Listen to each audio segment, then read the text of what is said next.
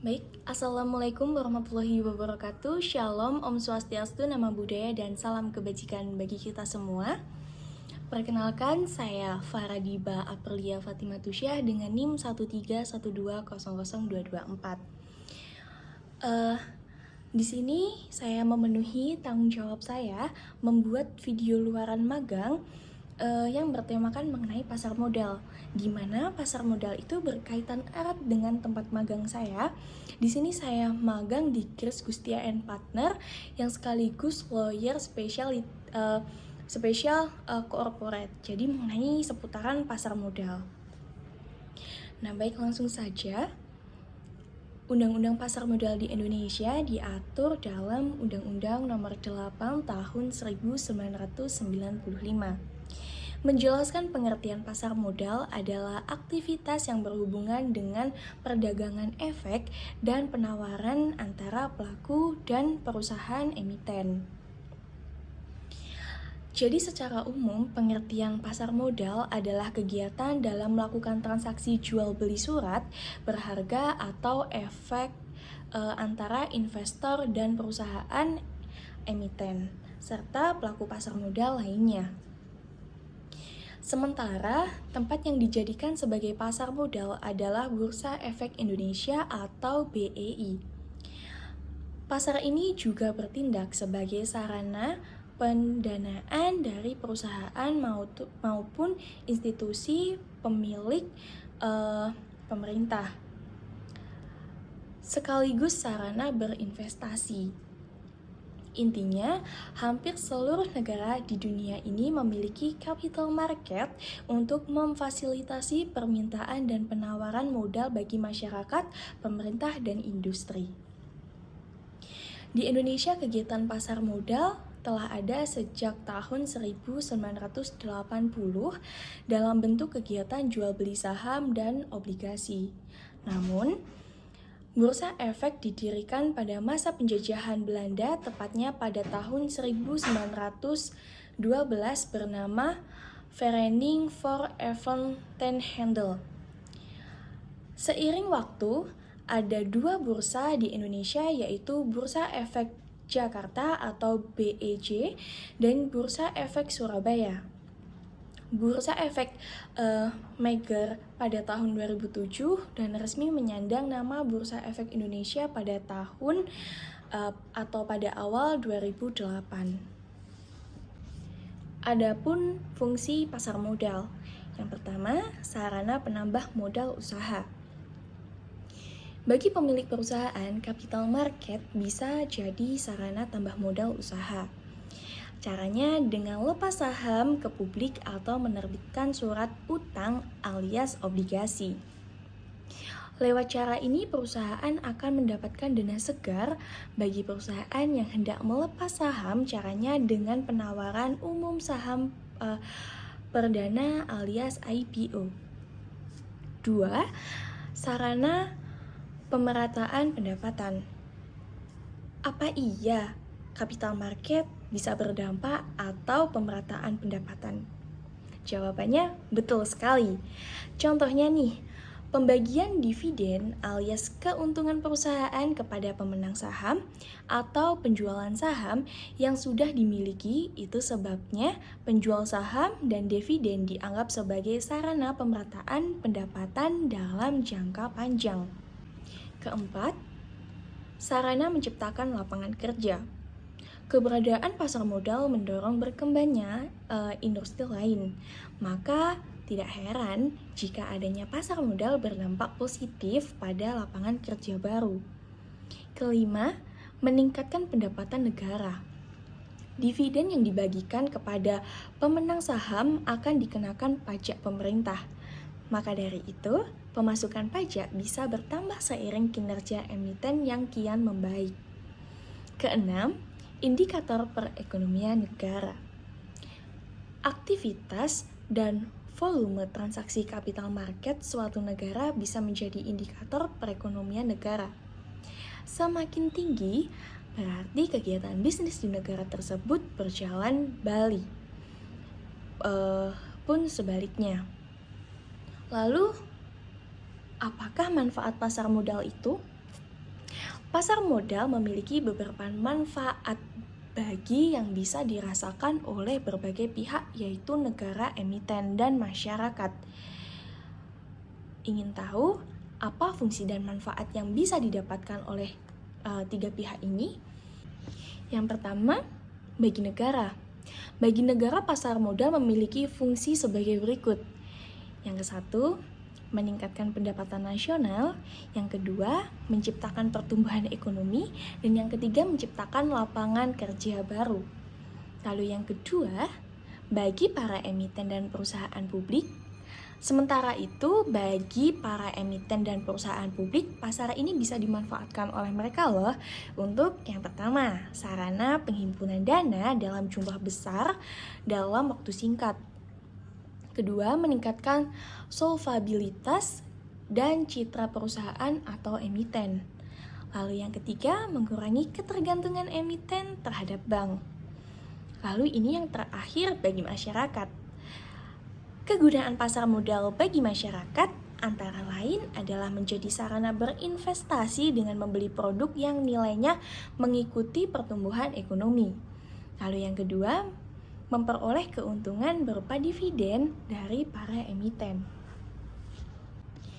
Pelaku pasar modal dalam pihak yang terlibat. Berikut ini pihak-pihak yang berada dalam struktur pasar modal di Indonesia. Yang pertama ada Otoritas Jasa Keuangan atau OJK. Yang kedua ada Bursa Efek. Yang ketiga ada Lembaga Clearing dan Penjaminan atau LKP. Lalu ada Lembaga Penyimpanan dan Penyelesaian atau LPP. Lalu ada Perusahaan Efek. Lalu ada Penjaminan Emisi Efek. Lalu ada Perantara Pedagang atau Broker. Lalu manajer investasi, lalu ada penasihat investasi, dan yang terakhir lembaga penunjang pasar modal.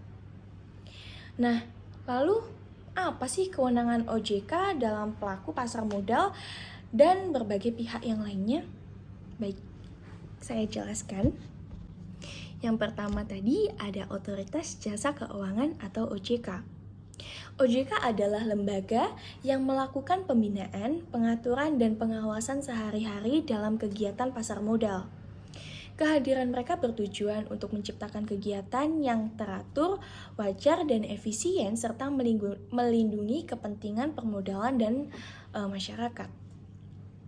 OJK berwenang memberi izin usaha kepada Bursa Efek, Lembaga Clearing dan Penjaminan, Lembaga Penyimpanan dan Penyelesaian, Reksadana Bursa Efek, Penasihat Investasi, dan Biro Administrasi Efek. Selain itu, OJK juga mempunyai wewenang untuk memberi izin usaha perseorangan bagi wakil penjamin emisi efek, wakil perantara pedagang efek, wakil manajer investasi, dan memberi persetujuan bagi bank kustodian. Lalu yang kedua tadi ada yang namanya Bursa Efek. Bursa Efek adalah pihak yang menyelenggarakan dan menyediakan sistem dan sarana untuk mempertemukan penawaran jual beli efek. Efek sendiri adalah suatu berharga pengakuan utang, surat berharga komersial, saham, obligasi, tanda bukti utang, unit penyertaan, kontrak investasi kolektif, kontrak berjangka atas efek, dan setiap derivatif dari efek. Bursa Efek Indonesia sendiri bernama BEI. Lalu juga ada Lembaga Clearing dan Peminjaman atau LKP. LKP adalah pihak yang menyelenggarakan jasa clearing dan penjaminan atas penyelesaian transaksi di bursa. LKP tentunya punya izin usaha dari OJK dan mayoritas saham LKP. Dimiliki Bursa Efek dengan anggota pemegang sahamnya antara lain adalah Perusahaan Efek, Biro Administrasi Efek, Bank Kustodian, dan pihak lain atas persetujuan BAPEPAM. Tugas LKP adalah menetapkan peraturan mengenai kegiatan clearing dan penjamin penyelesaian transaksi bursa. Termasuk diantaranya adalah biaya pemakaian jasa di Indonesia. Lembaga ini bernama Clearing Penjaminan Efek Indonesia atau KPEI. Selanjutnya ada Lembaga Penyimpanan dan Penyelesaian atau LPP. LPP adalah pihak yang menyelenggarakan kegiatan kustodian sentral bagi bank kustodian, perusahaan efek, dan pihak yang lain.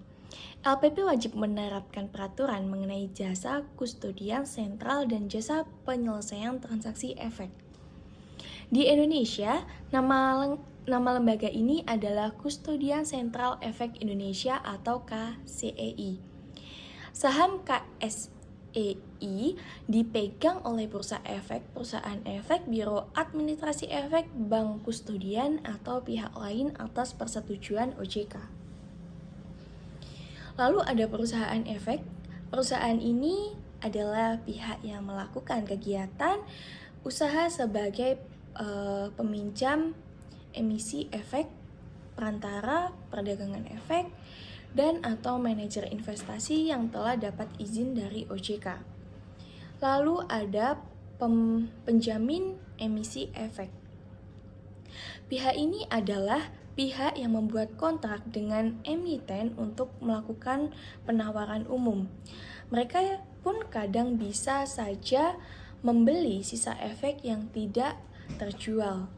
Intinya, tugas mereka adalah membantu emiten dalam rangka mempersiapkan pernyataan pendaftaran dengan berikut dokumen pendukungnya. Memberikan konsultasi di bidang keuangan, melakukan evaluasi terhadap kondisi perusahaan, antara lain keuangan, pemasaran, dan produksi berikut prospeknya, dan menentukan harga saham beserta emiten. Lalu yang terakhir ada lembaga penunjang pasar modal. Selain lembaga-lembaga di atas, ada juga loh pihak yang sifatnya menjadi lembaga penunjang. Mau tahu siapa aja? Yang pertama ada kustodian.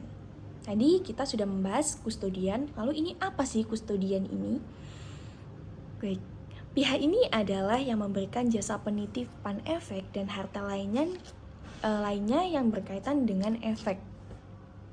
Mereka juga akan dititipi dividen, bunga, dan hak-hak lainnya yang didapat oleh investor.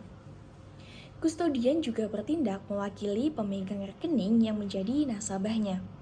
Kustodian adalah lembaga penyimpanan penyelesaian perusahaan efek atau bank umum yang mendapat izin dari OJK. Lalu yang kedua, ada Biro Administrasi Efek. Pihak ini melaksanakan pencatatan pemilikan efek berdasarkan kontrak dengan emiten. Perusahaan yang bertindak sebagai Biro Administrasi Efek juga harus memiliki izin dari OJK juga loh. Lalu ada Wali Amanat.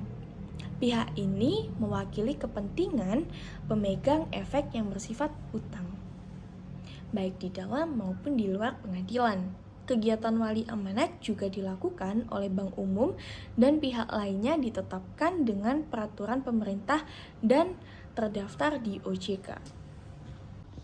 Baik, sekian video yang saya buat untuk pemenuhan atau penanggung-jawaban video luaran individu KKP ini.